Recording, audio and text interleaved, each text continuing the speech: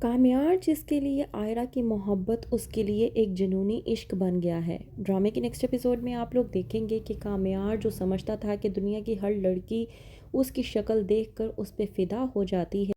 بالکل آئرہ بھی ویسے ہی اس پر فدا ہو جائے گی، لیکن اس کی غلط فہمی جب دور ہو جاتی ہے تو وہ پوری طرح سے بے چین ہو جاتا ہے، ہر طرف آئرہ کو ہی دیکھتا ہے، کہتا ہے کامیار کہ میں سمجھ نہیں پا رہا کہ میرے ساتھ ہو کیا رہا ہے۔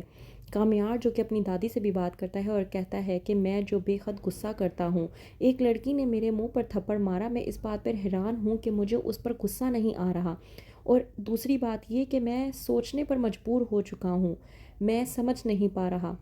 کامیار کی دادی جو کہ کہتی ہے کامیار کو کہ ہر وقت جیت کی بازی کی طرف بھاگنا ضروری نہیں ہوتا، اگر اس لڑکی نے پہل کی بھی تھی اور تمہارے سے کوئی غلطی ہو بھی گئی تھی تو بات کو ختم کر دیتے، لیکن کامیار جو کہ سمجھ نہیں پا رہا کہ اس کے دل میں جو ہلچل ہو رہی ہے وہ آخرکار کیا ہے۔ کامیار جو کہ پہنچ جاتا ہے آئرہ کے گھر کے باہر، جیسے ہی آئرہ کامیار کو گھر کے باہر دیکھتی ہے تو وہ بے حد پریشان ہو جاتی ہے اور آتی ہے کامیار کے پاس اور آ کر کہتی ہے کہ تمہارا مسئلہ کیا ہے؟ میں نے تمہیں کہا تھا کہ تم مجھے اپنی شکل مت دکھانا، تم یہاں پر کیا کر رہے ہو؟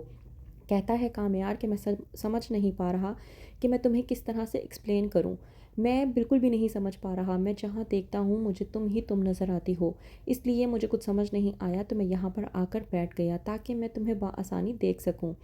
کہتی ہے آئرہ کامیار سے کہ میں تمہارے آگے ہاتھ جوڑتی ہوں، میرا پیچھا چھوڑو اور یہاں سے چلے جاؤ۔ آئرہ جو کہ جا کر بتاتی ہے فلک کو کہ کس طرح سے کامیار باہر آ کر بیٹھا ہوا ہے اور پاگلوں والی باتیں کر رہا ہے۔ فلک آئرہ کو ہوشیار کرتی ہے اور کہتی ہے کہ تمہیں اس سے دور رہنا چاہیے، دیکھو تمہیں پاپا نے بھی کہا تھا کہ تمہیں اس کے معاملے میں نہیں آنا چاہیے، وہ ایک بگڑا ہوا انسان ہے اور تمہاری زندگی کو بھی برباد کر سکتا ہے۔ آئرہ جو کہ فلک سے کہتی ہے کہ میں تمہیں کس طرح سے سمجھاؤں کہ میں اس کے بارے میں کچھ نہیں سوچتی، میں صرف اتنا سوچتی ہوں کہ وہ میرے سامنے جب آ جاتا ہے تو مجھے بس اتنا محسوس ہوتا ہے کہ یہ اتنی آسانی سے میرا پیچھا نہیں چھوڑنے والا، اور یہی بات سوچ سوچ کر مجھے سٹریس ہوتا جا رہا ہے۔ میں تمہیں کس طرح سے بتاؤں کہ میں کس قدر سٹریس کا شکار ہو چکی ہوں؟ فلک اپنی بہن آئرہ کو سمجھاتی ہے اور کہتی ہے کہ تم اسے جتنا اگنور کرو گی اتنا ہی تمہارے لیے بہتر ہوگا، بس تم اسے اگنور کرو، وہ خود ہی تمہاری جان چھوڑ دے گا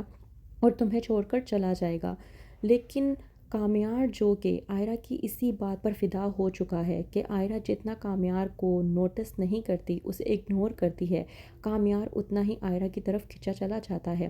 وہ سمجھ نہیں پا رہا کہ اسے آخرکار کیا ہو رہا ہے۔ کامیار جو کہ پیار سے بے حد نفرت کرتا تھا کیونکہ اس کے ماں باپ جو کہ آج تک کبھی ایک دوسرے کے ساتھ پیار سے نہیں رہے تو اسے پیار پر بھروسہ نہیں تھا، لیکن جب سے کامیار نے آئرہ سے ملاقات کی ہے اور وہ جب سے آئرہ سے ملا ہے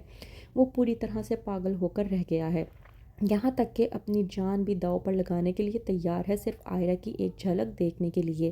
کامیار جو کہ ہاسپٹل تک پہنچ جاتا ہے تاکہ آئرہ آئے اور اس سے ملاقات کرے۔ کامیار کہتا ہے آئرہ سے کہ دیکھا تم مجبور ہو کر آخرکار میرے پاس آئی ہو مجھے دیکھنے کے لیے اور مجھ سے ملاقات کرنے کے لیے۔